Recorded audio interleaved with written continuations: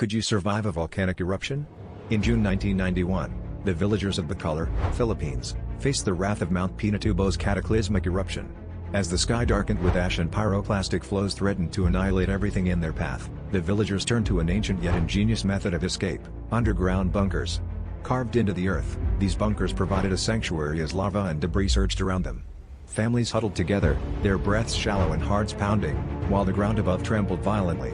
Following strict survival protocols, they rationed food and water meticulously, communicating through a network of tunnels.